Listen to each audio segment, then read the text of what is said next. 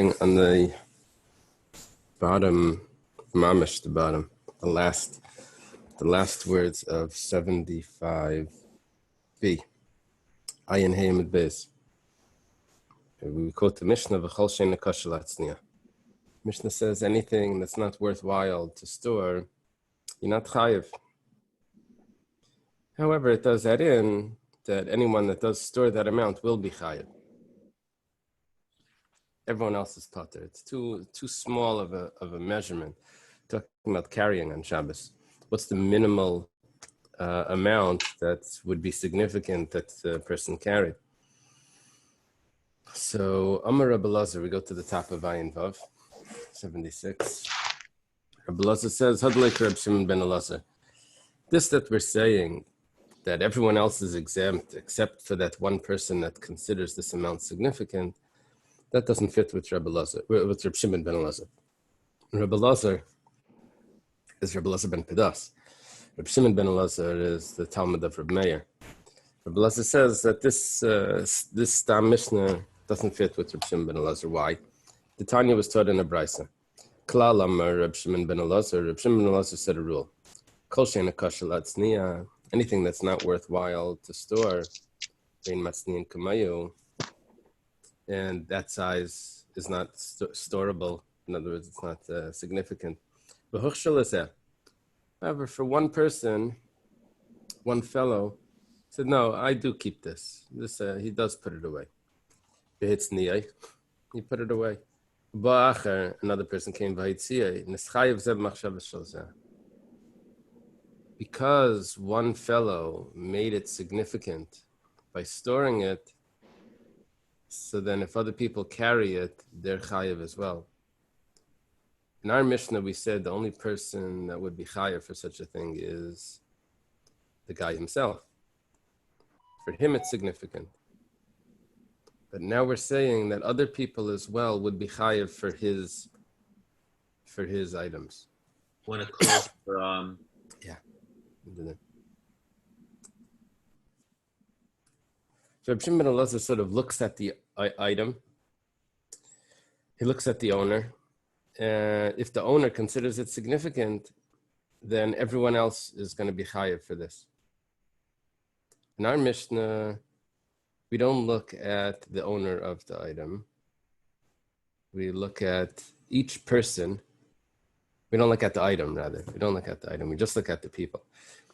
Does this person consider it significant? No. So he's pater. Okay. We have a new Mishnah.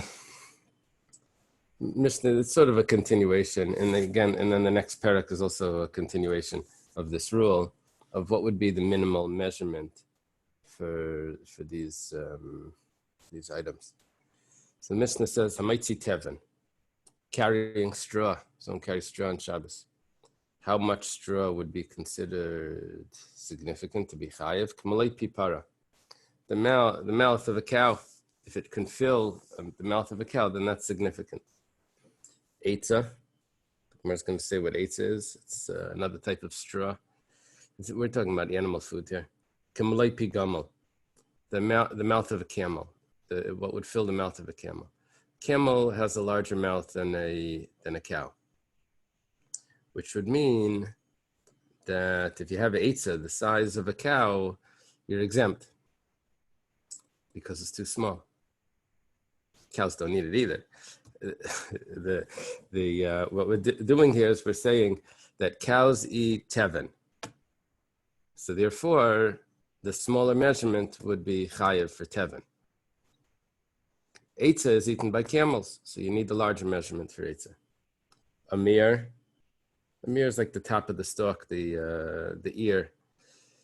ears of the grain. Kamalei pitla, that is the amount of a sheep, a lamb, I guess. And asavim, kamalei pigdi. If it's grass, then it's the size of the mouth of a goat. A goat's mouth is smaller than a sheep. So, asavim, grass, which could be eaten by sheep or goats, gets the smaller measurement. because it's already significant at the size of a goat. You don't need extra. Already at the size of the mouth of a goat, it's already significant.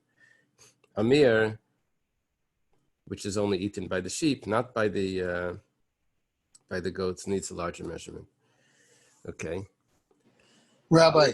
Yeah, what is that? This is where, when I read quickly last night, it got lost in the translation. It said a kid's mouthful. So I put up that picture. I didn't realize it was a goat. So forgive me for that picture.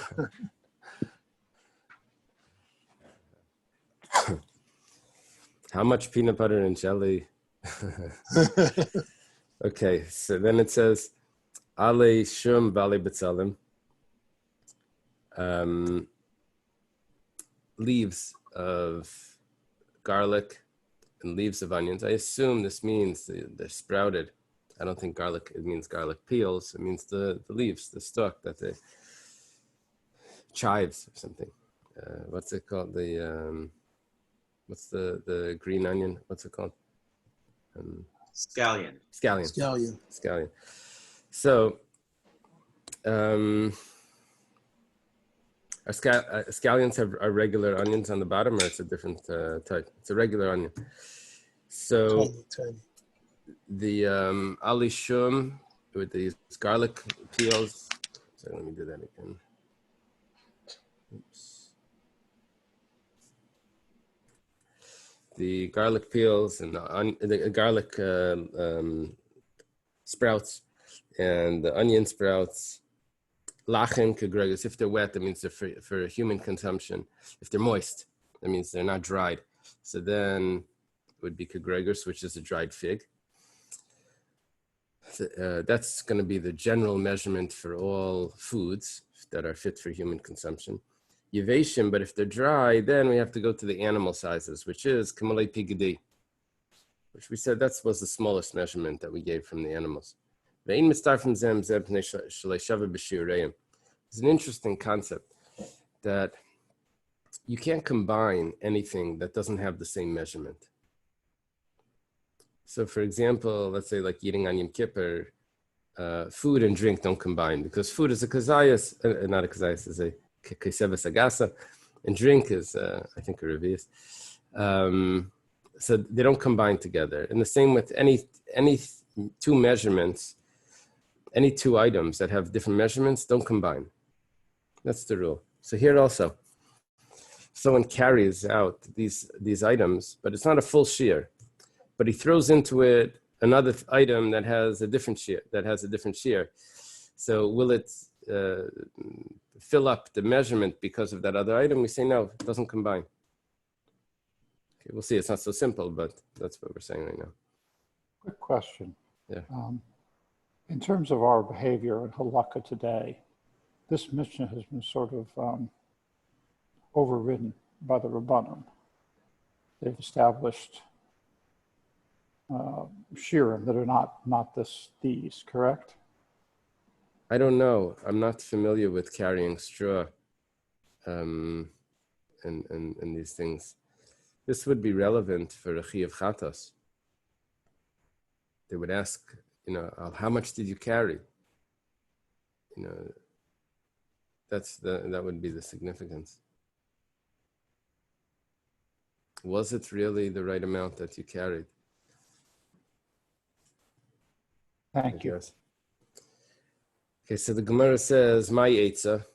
We said that eitzah is the measurement of eitzah is the amount of the mouthful of a camel, which we said was larger than a cow. What is eitzah? Rav Yehuda is a second generation Amira in Bavel, Teven Shalmini Kitnius. It's the straw of a type of legume, type of bean. Kiyasa Rabdimi, when Rabdimi came, Rabdimi was one of the travelers. So he comes to Bavel and he tells us what's going on, the discussions that are going on in Eretz Yisrael.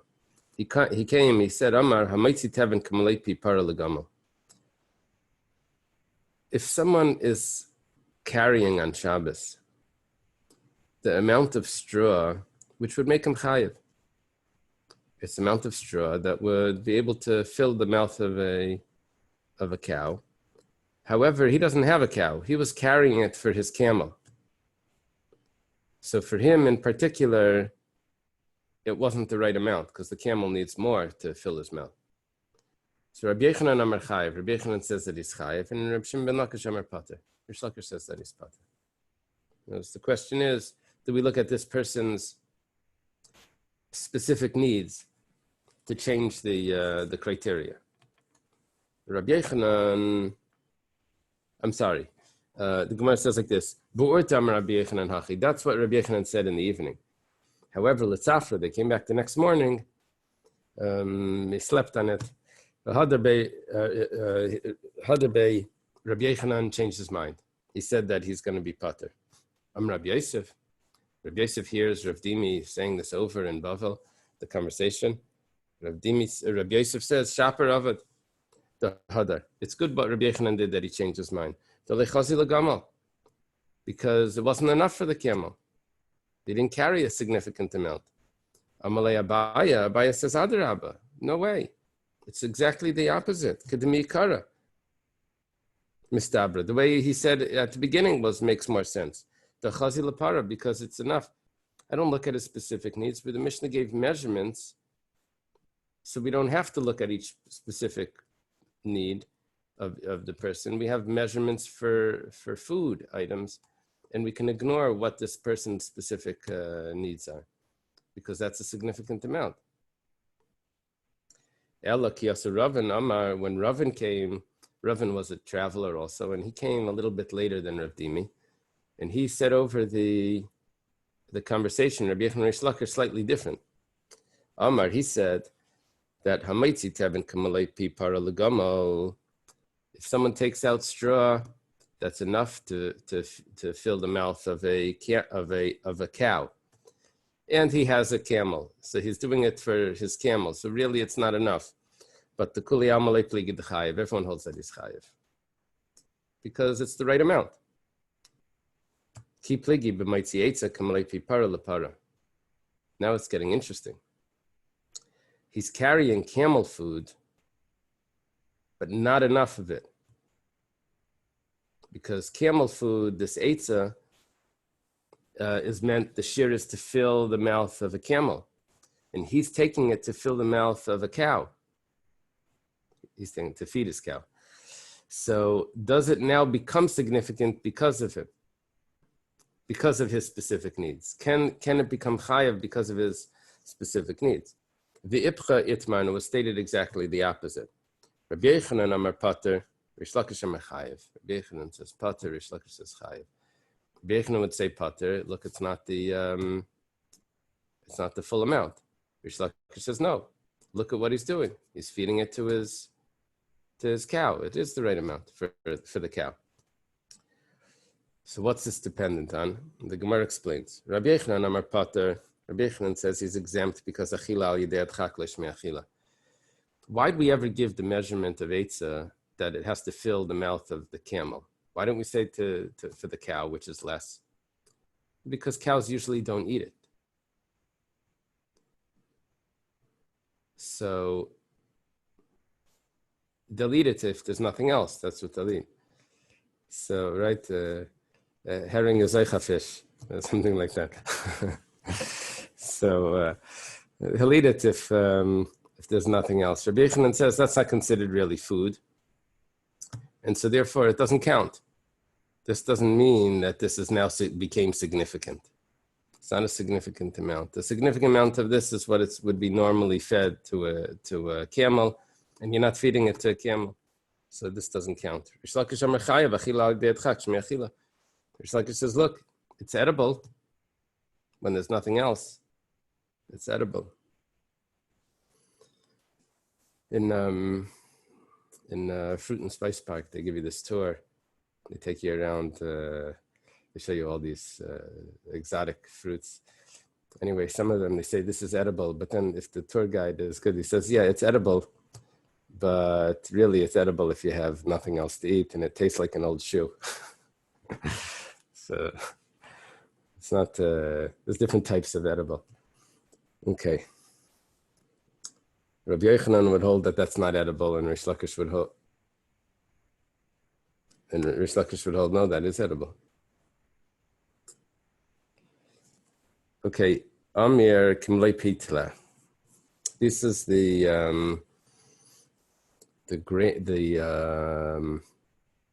ear of corn, the ear of, not corn, the ear of grain. So Kimlei Pitla, the mouth to fill a sheep, the amount to fill the mouth of a sheep. For Tani Kegregris, we have another brisa that says it's a dried fig. The Gemara says Idividi Chad Shiru. That's the same measurement. When we're talking about animal food, so yeah, we speak about the size of the animal, but the truth is that it's the size of a dried fig. The size of the mouth of a sheep, a lamb, is the same size as a dried fig. Okay,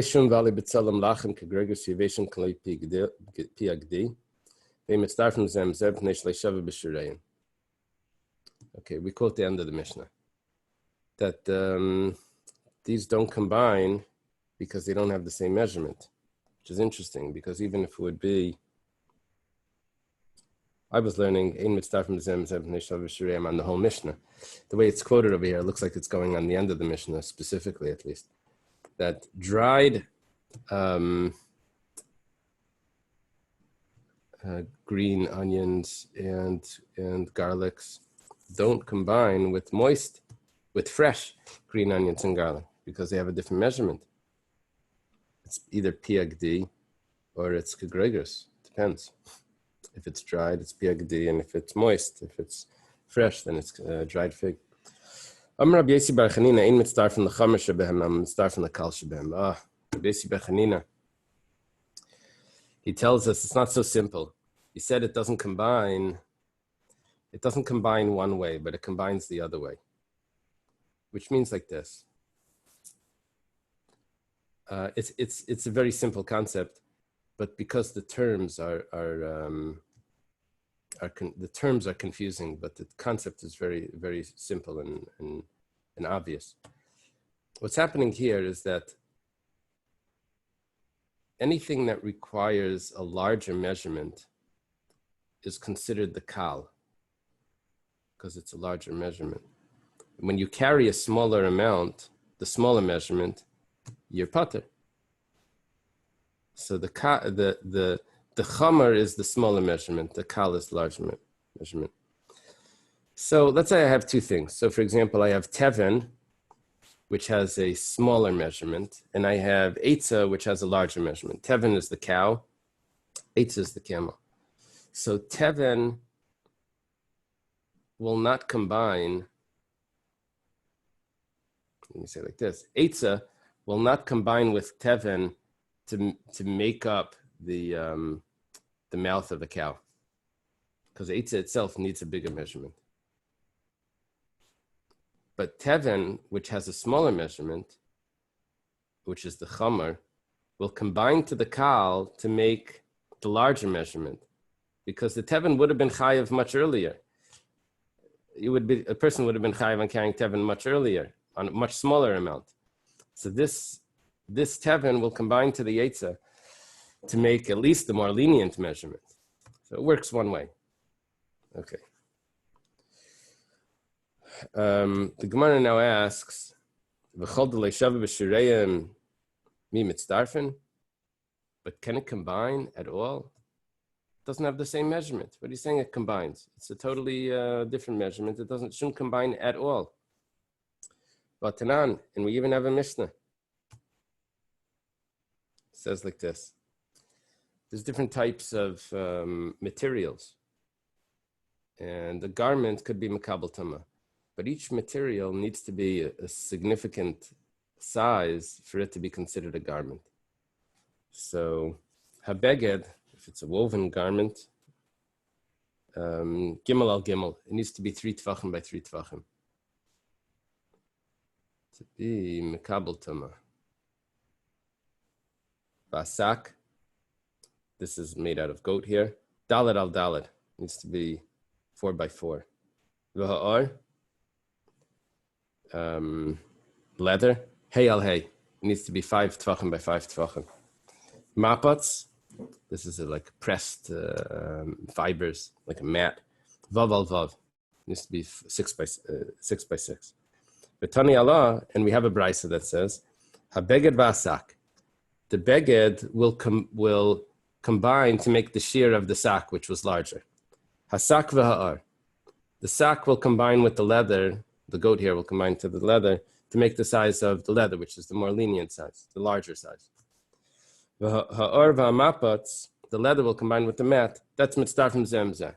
Always to make the larger amount, to complete the larger amount. So far, so good, right? This is exactly what we see that it works exactly like Rabbi Yossi says. Why are we asking this as a question? The problem is what it says right now. Reb Shimon matam. Reb Shimon explains why does it combine? Because technically, it's an interesting concept. Even though, as they are right now, they have different shiurim. But let's say I needed a patch on a saddle.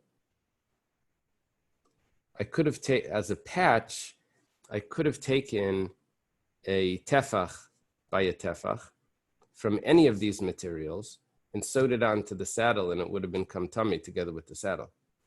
So because it's a shear, because all of these have one shear in another case, so they become related because of a different case that they have, and therefore they can all combine. But it's only because they have that other case, which is that they can become part of a patch they become tumas moishav, medras for azav or whatever. Because in that case they can combine. It's more than combine. They have the same measurement, and therefore they'll combine. So therefore, they'll also combine in other cases as well. So taima derim l'tami moshav. What's the reason why they combine? It's only because they have that instance where they actually have the same measurement. Aval ein rei l'tami moshav loy.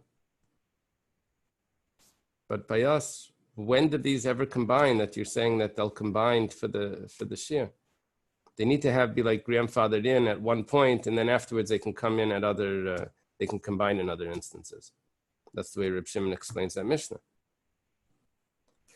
So Rava says, well, it's not such a big deal because these things are also used together at certain times.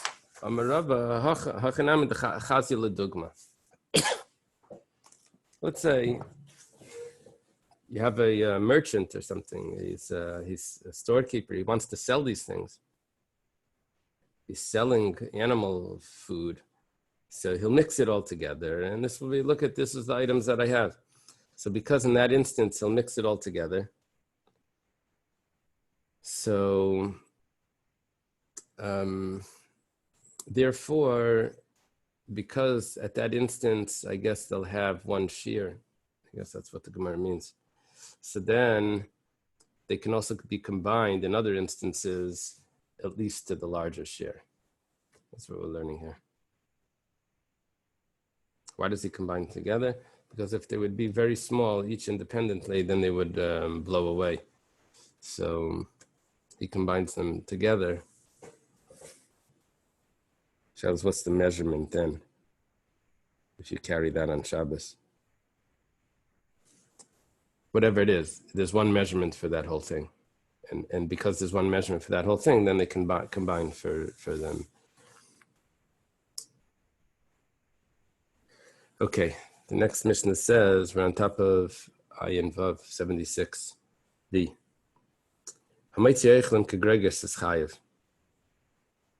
Someone takes out food that's human consumption, fit for human consumption, so that's the size of a fig, if he carries that. And with start from zemzeh, all the food will combine together because they have the same measurement. All human food has the same measurement.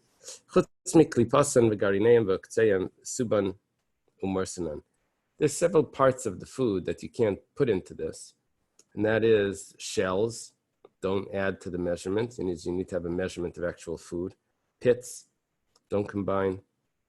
the ukitz is the end of the food, which is basically wood. Suban and morsan are two types of bran. The suban comes off right away. The morsan comes off in the sifter. So one is the more fine bran, and the suban is the husk. That comes off right when it's crushed. So those things don't combine. And Rabbi Yehuda chutz miklipi adashin. He just says no.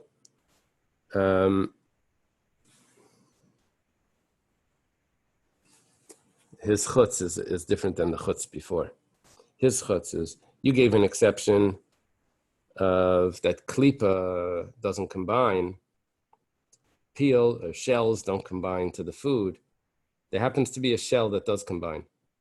So the except of the Tanakama, except for shells, means that shells don't combine.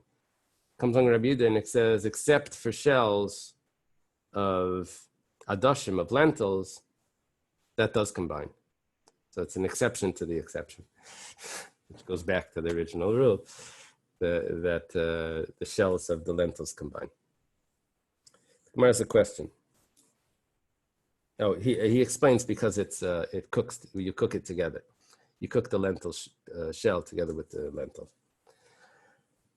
So the Gemara says, "V'subanum marsanan le'mitzdarfen." The two types of bran don't combine to the bread. 1 second. But we have a Mishnah. Chameshes revoim kemach v'oid chayavim b'chala. A certain amount of flour, 5 quarters of a kav, I guess, will combine. Does it say over there what 5 quarters of what measurement? Let's see.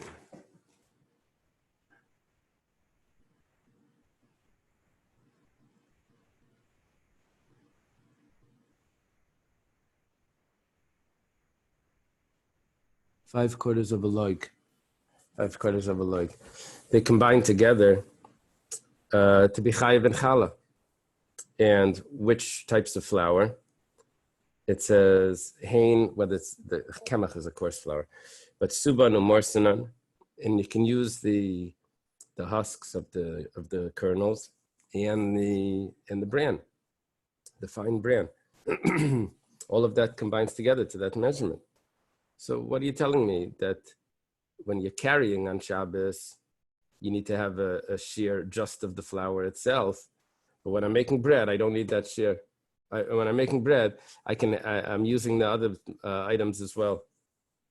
So Rabbi says, "Shekin ani echel pita beisa belusa." We don't have a clear standard here. When it comes to making bread, the pasuk uses the terms that lechem haaretz, the bread. You make bread from the people make bread, so you have to give a certain amount of challah to the kohen. Now, over there it's more inclusive because a poor man will use this, so it's still considered bread. When it comes to Hilchas Shabbos, we don't take into account that case where the poor man will actually use it. We go by this regular standard. With the regular standard, it's not considered flour. So the standards for challah are stricter than the standards for Hilchas Shabbos. You'll use more items. You can combine more items to get the share for challah. Rabbi Yehuda chutz miklipi adashim hamispashli siman. Yehuda says that the peels of lentils will be combined to the lentils to create the shear because you cook them together with the lentils. I guess you eat them as well. Adashim in pulun lai. You said lentils, but not beans. V'atanya Rabbi Yehuda chutz miklipi pulun v'adashim. I have another brisa that says Rabbi Yehuda says lentils and beans. So we have a contradiction. We'll say it's a different case. I'm not going to say it's different Rabbi Yehuda's. We'll say it's a different case. Like kasha b'chadati abatiki. It depends how fresh it is. If it's fresh, then it combines, and if it's older, then it won't combine. Atiki my time alay. Why doesn't it combine if it's older? we're talking about the beans. Apparently, when it gets older, it turns colors, it turns darker, the shell, and it will float on the top. And the dark shells of the beans will look like flies in the dish. So even though, yes, it's edible and there's no problem, but people will look at it and look like flies. So you don't, if you cook it fresh, then you can leave it in there. Both of them are edible, but he says that it's not normally done so because it doesn't look correct to have those peels floating on the top. They look like flies. Okay, this is a major parak. All the malachas. Okay, Hamaitzi yayin, the new Mishnah. Hamaitzi yayin kedei mezigas hakos. Someone that carries wine. So how much wine?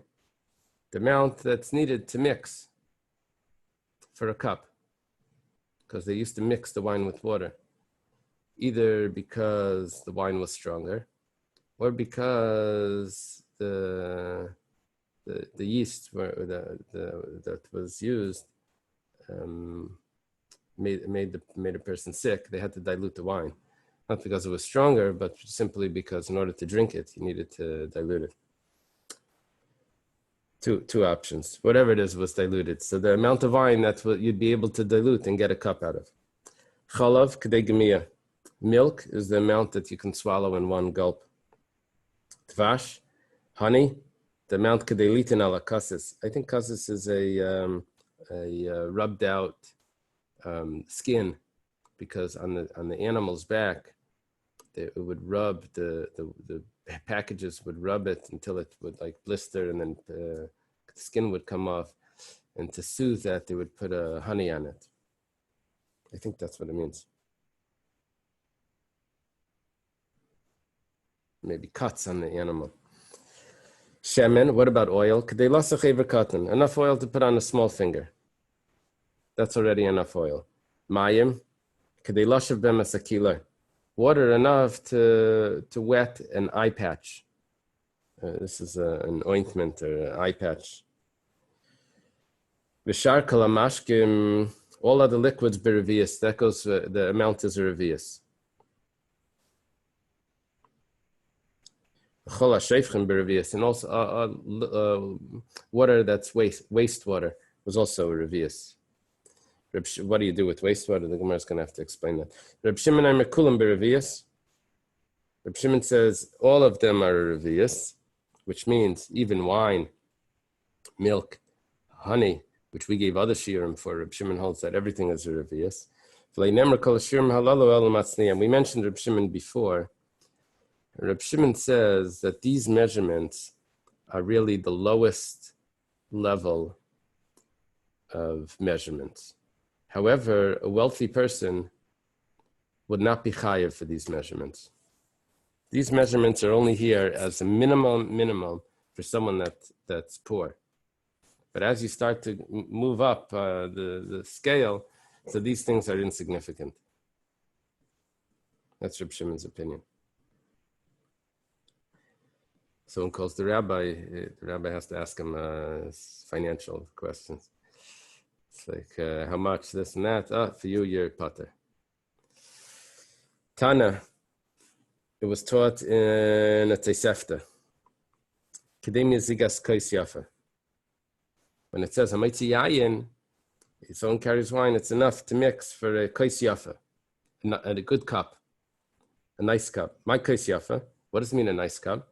Kais shel bracha. It's the cup that's used for benching.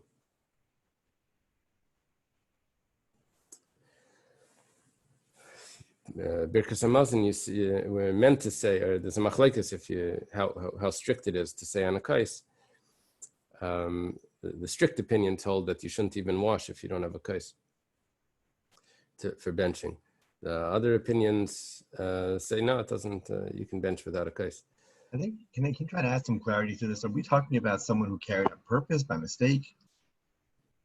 If he carried on mistake, if he carried on purpose, it doesn't matter. This would be an isakaris. No, it does matter. All of this, then it's the right amount, and it would be a sakaris. If he was warned, then it would be skila. And if he carried by mistake, then it would be chatas. But the malacha needs to be a malacha.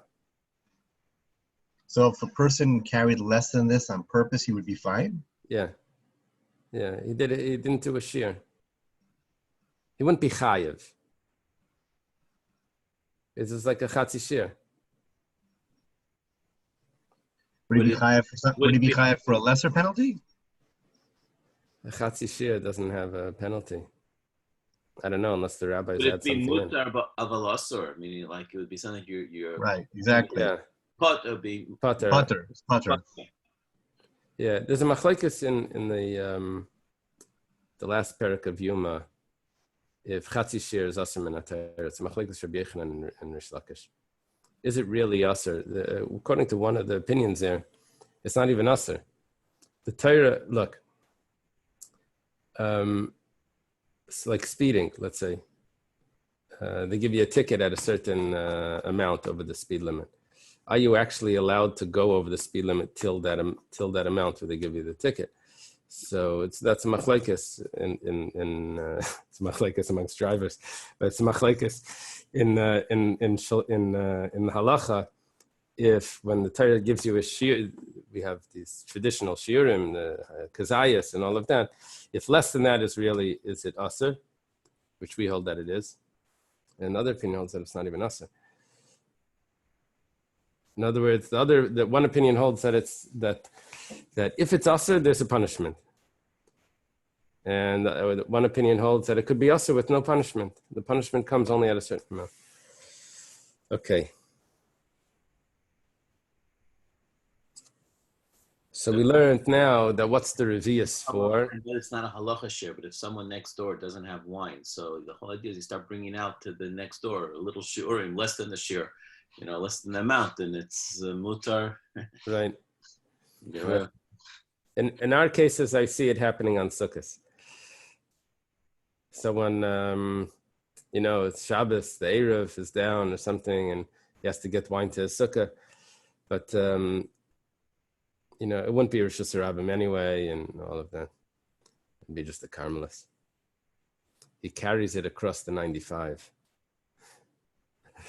Would be a real Rosh Hashanah. So, Amar Rav Nachman, Amar Rabbi Baravua, Kaishal Bracha. He says that it's talking about. I'm sorry. He says Kaishal Bracha tzarich sheyeh by Reiva Revius. Kaishal Bracha needs to have a quarter of a revius, kadeshiyim zegeno v'yamid al revius, so that when you mix it, it will be a revius. Basically, what he's telling us is that a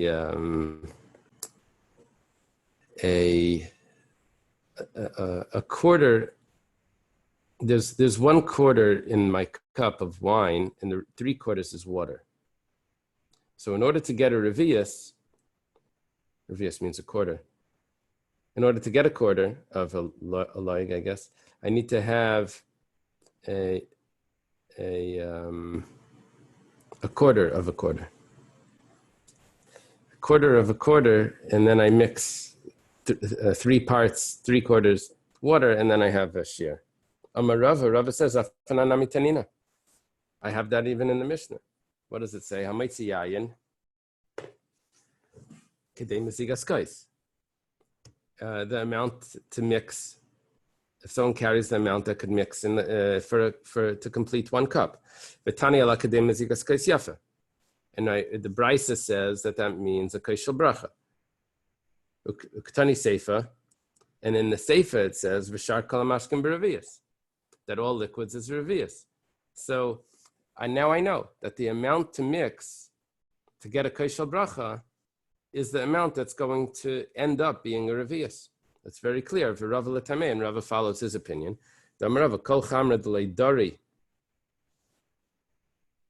Do you have the word dari? Dari means to mix. Al chad tlas maya. For 3 amounts of water. In other words, 1/4 would be wine, and 3/4 water. Lav chamrahu. If it doesn't mix like that, then it's not considered wine. So Rabbi says this amount is actually put into the Mishnah very clearly. Because if you look at the end of the Mishnah, it says you need a revius. If you look at the beginning of the Mishnah, it says for wine, the amount that could mix to make a shear of a kosher bracha. And Rava's opinion is how much wine is mixed is 1/4 is wine and 3/4 is water. So all of this, if you know the Mishnah and you know Rava's Shita about how much wine is mixed with what, then you already have that answer. Amar Abaya says state shuvas bedavar. Says it's for 2 reasons it's not accurate. They're both really one reason, but it's 2 reasons. He says the Tanan. One reason is because it's taught in the Mishnah Mazug Shnei Chelkei Mayim. The Mishnah over there was talking about looking at the different colors of blood. We said one of the shades were 5 different shades. One of them was black. One of them was if it looked like mixed wine. They said how mixed was the wine? So we said 2 parts water, ve'echad yayin min yayin ashurni, and 1 part wine. So min yayin ashurni, from wine of Sharon. Well, that throws us off over here because we see that it's 1/3 is wine and 2/3 water. So that's not going to fit with Rav Nachman Amar Rabbi Baravua says that there needs to be a revius, reiva revius of wine in a kosher bracha. That you're not going to get because you see it's 1/3 to 2/3. V'oid mayim bekad umitzdarfen. He says, what's going on over here? You're carrying out the concentrated wine, a reiva, revius, and you're telling me the shear is a revius. Look, you're carrying out a quarter of concentrate. And really you need a revius. You say, I have my water in my pitcher back at home, and you're telling me I'm chayev on that I carried a revius? I didn't mix it in yet. Amalei Rava says, 1 second.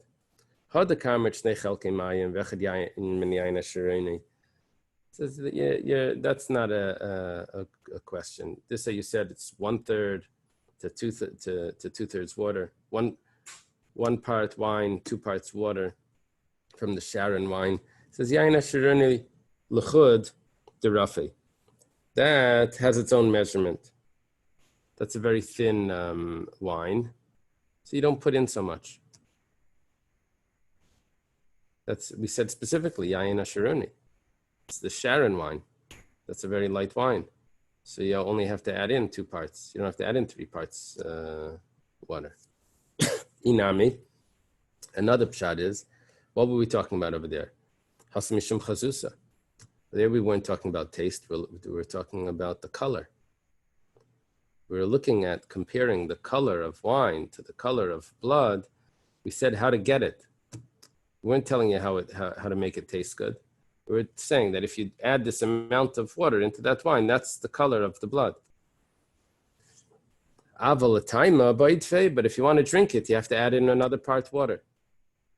Okay, Rabbi says you don't. Says to Abaya, you're asking me about the way I mix the wine. You have no raya from there. That's an artist's mix. That's not for drinking. Or it's a specific type of wine, and it's a much lighter wine. The Kamrat Mayim Bekadum Mitzdarfen, you asked me how is it considered a revius? And I don't even have the water already mixed into it, and you're telling me it's going to combine because I have a revius of wine. I don't have a revius of wine. I have a reiva revius. I have a quarter of a revius. The water is at home. I never mixed it in yet. You're telling me I'm chayev. Rava responds to that. Linyan Shabbos, midi the chashiv binan. V'hanami chashiv. It doesn't have to be already drinkable. It has to be significant. And because this is the amount that would be mixed with water and would be drinkable, so this is already significant on Shabbos. This is not saying how to serve it. To serve it, you have to mix it in. We're talking about what's considered the minimal shear of carrying in Hilchos Shabbos, and this is the minimal shear. Okay, let's leave it right here.